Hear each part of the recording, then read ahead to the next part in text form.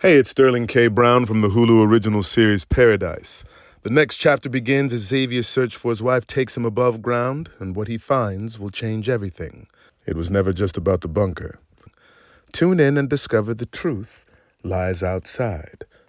Paradise, the official podcast, is now streaming, and stream Paradise on Hulu and Hulu on Disney+. Hi there, welcome to the Byline podcast from the Byline Times with me, Adrian Goldberg. This time, Steve Shearer. He swapped the title of Reuters International Bureau Chief in Ottawa for life as an Uber driver. Steve's is a story of our times as traditional media, legacy media, if you will, struggles to cope with the advance of social media on both sides of the Atlantic. The Washington Post recently laid off more than a third of its workforce, and the decline of local papers without a corresponding rise in online outlets means that millions of Americans live in news deserts in terms of what is happening in their local community. Here in the UK, companies like Reach plc have turned grand old titles like the Manchester Evening News and Birmingham Mail into little more than clickbait factories. In Steve's case, when the news agency let him go, he lost his right to live and work in Canada, which meant he had to reluctantly return to the States and find a new line of employment to feed his family. As he wrote on his excellent Substack, he says the experience has left him with a deeper appreciation of the role of migrants in US society. It also illustrates the precariousness of modern life. Steve, welcome. And I mean, no disrespect to taxi drivers, obviously a very important job, but as bureau chief at Reuters in Ottawa, I guess it's not something you would have imagined doing? Hi, Adrian. Well, thanks for having me on. No, I had no concept, I guess, before I became unemployed that I would somehow end up driving for Uber. But as you said, it is perfectly respectable, and I have used it as a sort of safety net, I guess. And I didn't want to get to that point, but I just sort of ended up there. And just to be clear as well, your unemployment was just one of those things. You travelled around a fair bit as a journalist, worked in Italy for a time, bagged the big job for Reuters, but then in the way of big news organisations, there are reorganisations, and you sadly were the guy who lost out. Yeah, I worked for 25 years as a foreign correspondent, did most of that in Italy for Bloomberg and Reuters. I was a journalist at an international level. I traveled to Brussels to cover summits. I covered G7s. I covered elections, talked to prime ministers and central bankers. So I had a really, I think, interesting career. And in 2019, I was promoted by Reuters to be the bureau chief in Ottawa. And I did that for 5 years and then just lost my jobs amid, what you said, industry budget cuts, which, have been going on for quite a long time. But I was spared essentially until now. Yes, and of course, we hear about the decline of what some people call legacy journalism or dead tree journalism, if it's related to the print industry. And that's happening all over the world, isn't it? And I suppose you'll have seen that coming in one respect, but there's very little you can do to prepare yourself for the eventuality of unemployment, because I guess you're getting on with your job most of the time when you have one and raising a family and all that sort of stuff. So it then hits you hard. Yeah, it's really hard to imagine getting into long-term unemployment, which is kind of what I'm in. It's been 22 months since I had a permanent job. I've just really been, driving. And that started recently. So it was certainly something that I saw others have to face. People would lose their jobs, other journalists, and I would get the emails. And, it happened for years, really, as newsrooms kind of downsized. But I was not the one that got the boot. And then when it was me, it's just hard to imagine that kind of experience until you go through it. And I certainly had a hard time imagining it until I was in the middle of it. And I imagine now then, Steve, you are earning a significantly smaller amount of money. In fact, I know that you are because you wrote about it in your post. What have you found hardest to adjust to? Is it the loss of status? Is it the loss of money? Because you're earning, I think, less than a quarter now as an Uber driver of what you earned as a bureau chief. Oh, yeah, for sure. No, it's not the status. For me, status, it was kind of nice. Obviously, when you get a reputation as a journalist of being credible and you're respected by your peers and also by the staffs that you have to interact with, like, for example, a minister's staff or a prime minister's staff. When you have that, it really kind of feels nice. But at the same time, I mean, the real problem is just not having an income. And that's a shock when you go from having what I would say is a very livable middle class kind of income to being at the poverty level sort of income. That's a real shock, and it's very, very difficult to adjust. And you had to switch countries, go back to the States after 28 years away. I think you were hoping to settle permanently in Canada. So you talked about the darker place that you've come back to than it was before. What do you mean by that? I left in 1997, mind you, so it's been a long time. Bill Clinton was president when I left. So what has kind of shocked me was returning to a country where I had, just like every, I think, American, you have your own dream, your own American dream. And I kind of made mine come true. It's just that it wasn't in the United States. And that was fine. That was what I was looking for. But coming back, it really feels like it's a lot harder to have that dream, to get to it. Now, I'm a lot older now, so there's other factors probably at play, but it just seems like a lot harder place to chase your dream than it was in 1997. And in addition to that, I called it in the essay drift, sort of this drift downward, people falling out of the middle class more and more into the lower income levels. On top of that, I think there's a real moral drift. There's a lack of morality on the part of the government and a lot of voters. I've always felt, even as an American expat, that there was a certain amount of decency, even with the American government. I mean, obviously, there are exceptions to that. There have been many. But at the same time, the leader, the president, was usually decent, or at least tried to be or appear to be. Whereas now I feel like there's a real moral bankruptcy among the leadership of my country, but also just among the upper class, the sort of governing class in the United States right now, not just the president. What's that due to? Oh, I'm not a sociologist. I can't really answer that. I just know that it feels like a cold place now and dark, and American protesters are being, shot in the streets. And they're being shot because they're protesting the deportation of what they call illegal aliens. I don't like that term. The whole argument is that they're criminals and they're somehow turning the country and making it crime-ridden. But, the majority, the numbers that New York Times, for example, has put together show that the vast majority aren't criminals at all. They're just hunting down migrants and then shipping them off. And, I just think it's indecent.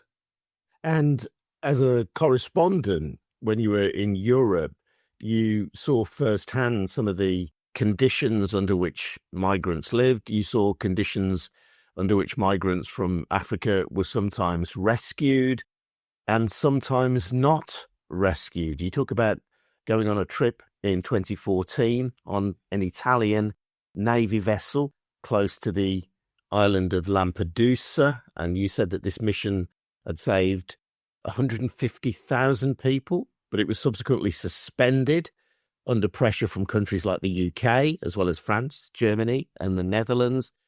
And in 2017, you were also on a ship run by NGOs that was close to the Libyan coast, where you picked up 560 people. Just talk me through what you were feeling and going through on those voyages. Yes, there was a really horrible shipwreck near Lampedusa in 2013. I think it was October of 2013. And I think it was about 360 people died in this one shipwreck. And it's really sad because they were less than a kilometer from the coast. I mean, they had basically made it. And then there was a fire on board and the boat flipped over amid the panic. It was the beginning of what people call now the European migration crisis. And at the beginning, the European Union and Italy were empathetic. They wanted to save people who were risking their lives because they realized that people smugglers were just pushing them out to sea and didn't care if they got there alive or not. And so they established Mare Nostrum, which was this mission run by the Italian government to rescue people from the boats. That lasted a year, but under the pressure from anti-immigration parties who were gaining ground at the time, gaining support, Italy was forced to discontinue it essentially by the European Union. And that's when the NGOs came in and kind of took up the slack. When I was on the ships, I was struck by, first of all, just how many people they would cram onto these boats. It was terribly unsafe. They were not seaworthy. And I don't think there was any thought that, especially that later in 2017, 2016, when they put them on these big rubber boats, really challenging to make it all the way to Italy if they're not picked up somewhere along the route. And a lot of people died. Thousands and thousands of people died. It's the world's deadliest migration route still today. And I was just struck by, I guess, the indifference, because it was my job at the time to shine a light on that humanitarian crisis. And nobody seemed to really care enough to stop it and to come up with a solution that was humane. And so it was kind of a disappointing experience as a journalist, because I covered it really closely for several years, and it didn't lead to any positive policy change. So that was incredibly frustrating. And we're talking about really kind of the most disenfranchised people in the world. Very poor usually, although some of them in their own countries were kind of middle class. But they would get on the boats with nothing except for the clothes on their backs. They had no shoes. Often they would bring children. And I guess what I learned was part just, I had a hard time when I was seeing it, understanding, for example, the desperation that would drive a mother to take a child on a boat. Even though I talked to them and I knew how horrible the conditions were in Libya, just seemed really, I just had a hard time understanding it because it was just so dangerous. But now that I've been in a situation where you're running out of money and you have to go somewhere else, and you have to leave one country for another to find a job. And I had to sell my house. I had to say goodbye to my friends, take my kids out of school. So it was a really humbling experience. And I think it just brought me a little closer to those people who I used to cover and who I used to talk to. And I told their stories for many years. And I guess I just feel more like I understand them better now. Not completely, I'm not getting on a boat and risking my family's life, but I am upsetting their lives quite a lot because I have to, because I don't have a choice. And you talk about some of those people whose stories you reported on. Sometimes they would be sold from one smuggling gang to another as if they were commodities. The men might be beaten, the women might be raped, and so on. I mean, these are distressing stories. And as you say, these were disenfranchised people. And perhaps now you can understand their stories a little bit more closely from your own personal experience. But even then, you were doing a job. You were telling the stories of people who otherwise would have had no voice. Yeah, and that was important to me as a journalist, to tell the stories of people who couldn't tell their own stories and who couldn't reach an audience, maybe, even if they could tell their own stories. So I tried to do that for them, and I tried to tell the world how really awful Libya was for a Black migrant. And like I said, I did that, and, it just didn't lead to the kind of changes that I would have hoped for. Today, I think I'm privileged in a way because I do have the ability to tell stories. It's just that right now I'm telling my own. And I kind of wish it weren't my story, right? I mean, I wish it were somebody else's story I was telling, but I'm not. And there's a hard part to that, which is I'm having to live through something that's not terribly pleasant. But it is really nice after 30 years of objectivity, telling stories with an objective voice, telling somebody else's story and not my own. It is kind of nice to be able to find my own voice now. And so I guess there is a good or a positive aspect to all of this. Well, you're putting a very philosophical spin on it, and all credit to you for that. But the migrant story, I think, is important as well, because you make the point in the essay that as an Uber driver, earning something like $36,000 a year, thereabouts, which is below the poverty line in Virginia, where you now live, just outside Washington, D.C., the people who you ferry about very often are themselves migrant workers in the United States, the very people who, like you, oil the wheels of the world's largest economy. Yeah, that's right. A lot of the people I pick up speak very little English, mostly Spanish, or they came here a long time ago, and they're the ones essentially working the service economy, providing us our meals, taking care of us in the hospital, fixing our cars, teaching our children, The number of school teachers that I take to work is incredible. Pretty much all elementary school teachers, hardly any of them are kind of white Americans. So it was eye-opening in that sense just to see that Uber, which most people think Uber is a way to get to the airport or it's something you take home after you've had a few drinks. But for a lot of people, it's a basic service just to get to and from work. Maybe in a suburb like where I live now that doesn't have a lot of great public transportation. When you see ICE on the streets in places like Minneapolis and other US cities, and you hear the rhetoric around migrants, how does that make you feel given what you know and given your own experience? It really makes me sick. I don't see migrants in that way. A lot of people distinguish between refugees and migrants. I don't tend to. I think that everyone who is driven to leave their country and their friends and their family to try and find a better life in another country usually is going to be a hard worker, and they're really just trying to find either a better way for themselves, if they're young people, or a better way for their children. And I don't see any human difference between them and me. And I don't understand how you could distinguish just because of really a bureaucratic issue, that someone is illegal. It's not illegal to exist anywhere. So I disagree with all of it. I've seen people come to Europe in those boats and make lives for themselves, have children and get married. They're positively contributing to the countries that they live in. And, in a lot of ways, their hard work is paying for the pensions of the Swedes and the Germans and the Italians. I just feel like they're totally unappreciated. And one of the striking things about being part of the service economy suddenly is that nobody really notices you. You're basically invisible. And that is really, really different from what I used to do, right? Because I was a journalist and people knew my name and they'd call up somebody important and they'd talk to me because they knew who I was. And now nobody has they don't even want to know who you are, when they get in the back of your car.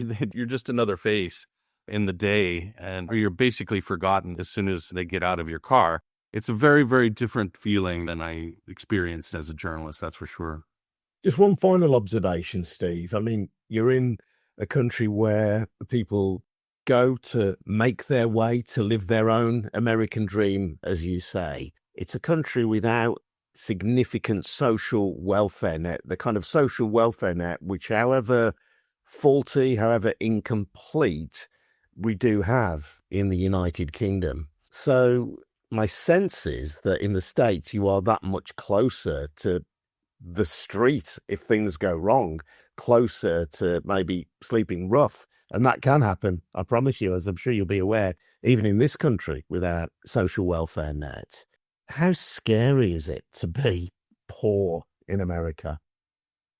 I think it's terrifying. But one thing I would add here is that every state in the United States is different. So you do have different levels of that safety net depending on where you live. When I lived in Canada, where they have free healthcare, essentially for everyone, or, it's state-run healthcare, I didn't have insurance because I was on a work permit. As soon as I lost my job, I lost health insurance. And that was very, very problematic. And I do here now, which is odd, right? You would think, the United States, they don't have a public healthcare system, but they do have Medicaid, which is for very low income people, which is what I am right now. So, and some states have decent Medicaid. So, it's terrifying, I think, anytime you have children to not have an income or to have a very low income. I remember when I first became a father, which has been 17 years ago now, that I was frightened. It was like, wow, now I really have some responsibilities. And I think that that's a feeling that I definitely feel that weight on my shoulders more now that I've lost my job, obviously. I just think that you can end up in this situation in many countries. I think a lot of people think that a middle-aged white guy in the United States wouldn't end up in this situation, but they can. And I am in that situation. At the moment, I'm not at the point where I have to live on the streets, thank goodness. I realize very, very clearly that it's a risk, and I'm going to do everything I can do to avoid it. Whereas before, I wouldn't have thought twice about it. I mean, when you're okay, when you have enough money to live on, you just don't think about those things. And certainly it's something that I think about now. You're a very good writer, which is what's drawn me to you. Your essay on your Substack. You've got fantastic experience internationally as a journalist. You open to offers? Oh, yeah, of course. I've heard from some people since I published the essay. It has helped a little bit, for sure. Certainly people have called me up about freelancing stories, but, that's still kind of hard to make a living on. So, yes, I'm still looking, and I even had an interview yesterday, and I hope to have some more soon. So, yeah, I'm out there hustling, trying to turn my luck around. And in the meantime, if you get an Uber anywhere around DC, you never know, it might be Steve. And if it's not Steve, or if it is Steve, say hello to your driver and recognise them as a human being. I think the sense you've given me, Steve, that's often the hardest thing about this adjustment is kind of being faceless, not being seen. Yeah. It's certainly striking to me because it's new. But yeah, I would say that's true. Try to recognize the people that serve you because they're just like you. It's just that they have a different kind of job and a different income level. Steve, it's been really good to hear from you. And if people want to follow you on Substack, your surname is spelled Scherer, Steve Shearer. Really appreciate your time. Thank you for joining us on the Byline podcast. If you do want to support our work here on the Byline podcast, by the way, do take out a subscription to the Byline Times, our brilliant monthly newspaper, edited by my colleague Hardeep Matharu, which has the best of our online articles with content that you can't read anywhere else. Just head over to bylinetimes.com, and if you can, take out a subscription. And you can follow us as well on Substack. We'll see you again soon. Thanks for listening. Cheers now. Bye-bye. And good luck, Steve. Thank you, Adrian.